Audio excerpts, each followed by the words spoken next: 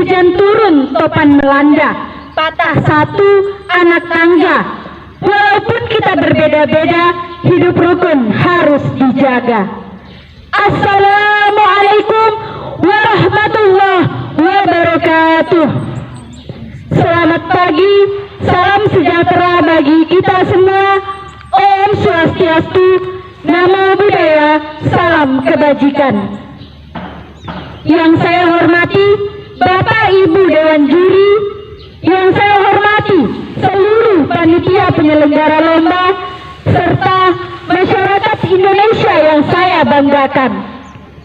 Pertama, marilah kita panjatkan puja dan puji syukur kehadirat Allah Subhanahu wa Ta'ala yang senantiasa melimpahkan nikmat dan karunia-Nya kepada kita semua, sehingga kita dapat melaksanakan lomba pidato tanpa ada suatu halangan apapun. Selanjutnya, sholawat beriring salam senantiasa kita haturkan kepada Rasulullah Sallallahu Alaihi Wasallam yang senantiasa kita nantikan syafaatnya baik di dunia maupun di akhirat.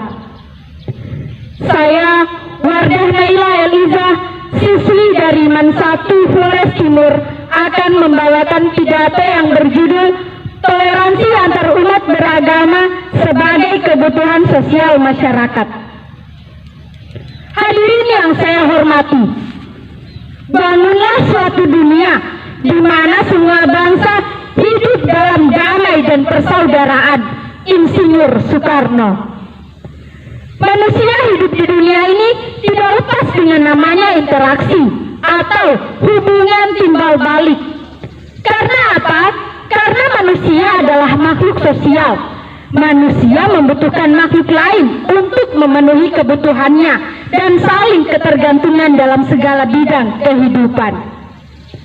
Kita itu bagaikan seekor lebah dengan bunga, bagaikan kerbau dengan burung jalak, bagaikan ikan remora dengan ikan hiu yang saling membentuk simbioisme untuk bertahan hidup.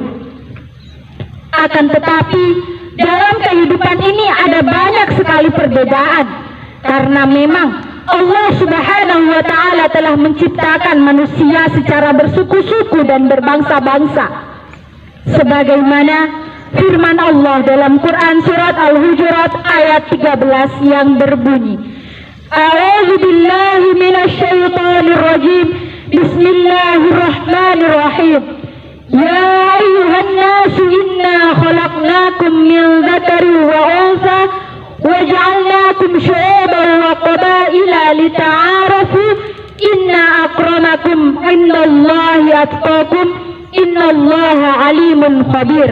Shadaqallahul azim. Yang artinya, hai sekalian manusia, sesungguhnya aku telah menjadikan kamu sekalian dari seorang lelaki dan seorang perempuan, sehingga kamu bersuku-suku dan berbangsa-bangsa, agar kamu saling mengenal satu sama lain. Sesungguhnya orang yang paling mulia di antara kamu sekalian adalah yang paling takwa kepadaku. Di sini jelas dikatakan bahwa siapapun manusia tidak ada perbedaannya. Yang membedakan hanyalah ketakwaan kepada Allah Subhanahu wa Ta'ala, Tuhan semesta alam. Sehingga dalam perjalanan sejarah bangsa-bangsa di dunia sudah menjadi sunnatullah bahwasannya apabila ada suatu bangsa yang membuat kerusakan, pasti ada bangsa lain yang membuat perbaikan. Keduanya seiring berjalan bersama hingga akhir zaman. Hadirin yang saya hormati, toleransi adalah sebuah elemen penting dalam menciptakan suatu ikatan hubungan dalam kehidupan. Yang terpenting salah satunya adalah toleransi antar umat beragama. Agama mestinya dijadikan inspirasi, bukan menjadi aspirasi. Agama sebisa mungkin tidak lagi digunakan untuk alat politik, baik untuk menentang pemerintah maupun merebut kekuasaan, ataupun untuk tujuan-tujuan lainnya. Agama biar menjadi inspirasi, biarkan agama membawa nilai kebaikan dengan nilai-nilai kedamaian dalam kehidupan berbangsa dan bernegara. Bukankah Nabi Muhammad SAW telah memberikan contoh? Salah satunya adalah saat Nabi melakukan perjanjian dengan kaum Yahudi dan Nasrani, di mana mereka diperkenankan untuk menjalankan agama mereka masing-masing, namun dengan satu syarat, yakni saling menghargai, saling menjaga kerukunan dan persatuan Madinah. Perjanjian itu dikenal dengan Piagam Madinah. Hadirin sekalian, perbedaan itu muncul bukan sebagai pemisah, tetapi untuk mempererat hubungan dengan memperkaya warna dunia. Berbeda, tapi tetap satu selera, satu tujuan, yakni menciptakan hubungan yang damai dan saling membentuk suatu ikatan atau simbolisme yang mutualisme, yakni saling menguntungkan.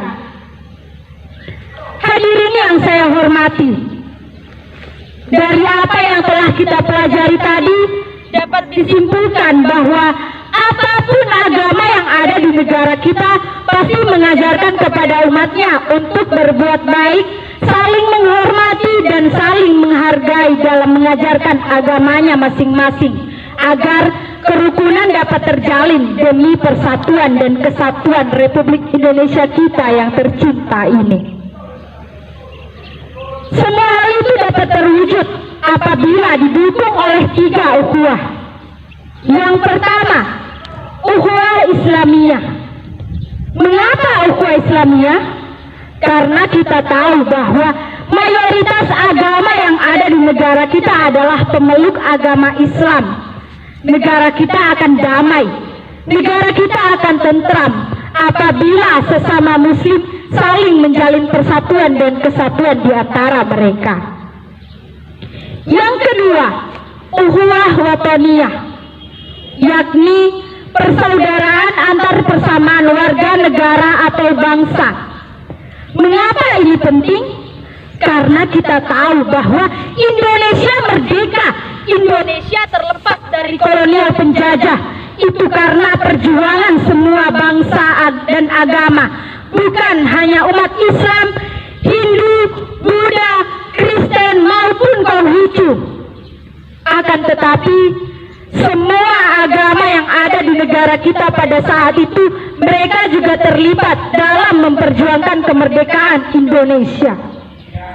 Maka sangatlah penting ukhuwah ini perlu kita tingkatkan, agar tidak ada lagi satu kelompok, tidak ada lagi satu agama apapun yang mengklaim, yang merasa paling memiliki negara ini. Semua berhak memiliki negara ini. Yang ketiga, ukhuwah basariyah, yakni bagaimana cara kita meningkatkan pendidikan, khususnya pendidikan agama di lingkungan Kementerian Agama. Agama akan menjadi corong terlahirnya kader-kader terbaiknya bangsa yang memiliki akhlak atau adab yang mumpuni. Ilmu akan menjadi berbahaya apabila seseorang tidak memiliki akhlak atau adab. Ilmu atau kepintaran tidak ada gunanya apabila tidak dihiasi dengan akhlak.